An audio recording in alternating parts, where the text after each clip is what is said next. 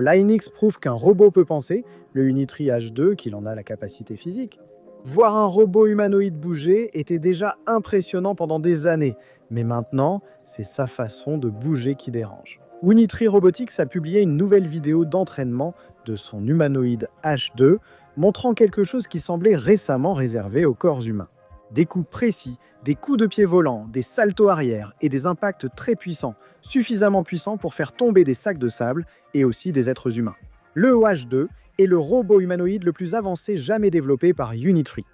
Il mesure presque 1,80 m de haut, pèse environ 70 kg et représente une nette évolution par rapport au modèle précédent. Le H1, déjà remarqué pour sa vitesse lors d'événements publics en Chine, y battait certains records. L'objectif n'est plus seulement l'émotion, mais le contrôle total du corps dans des mouvements dynamiques et agressifs.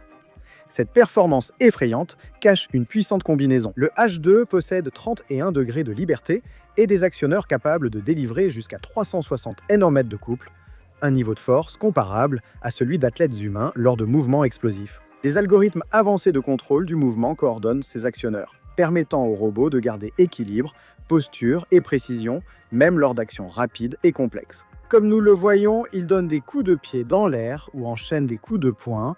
C'est dangereux.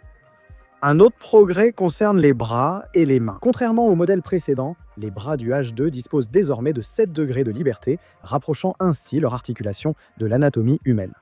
Cela indique un changement de priorité très clair. Le robot cesse d'être simplement une machine qui marche bien et devient une plateforme capable de manipulation fine et de tâches réelles. C'est quelque chose d'essentiel pour une utilisation dans les usines, la logistique et à l'avenir même dans les environnements domestiques. Et nous savons aussi que, dans le monde militaire, cela existera bien, mais laissons cela pour une autre fois, pour une autre vidéo.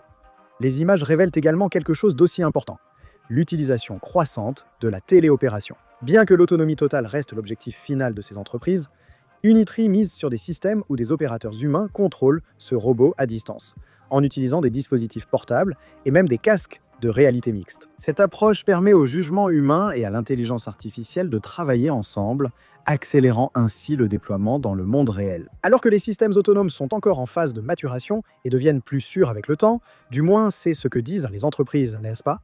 Le H2 nous prouve quelque chose d'essentiel. Pour fonctionner dans le monde réel, les robots ont besoin de corps capables de gérer de vraies forces.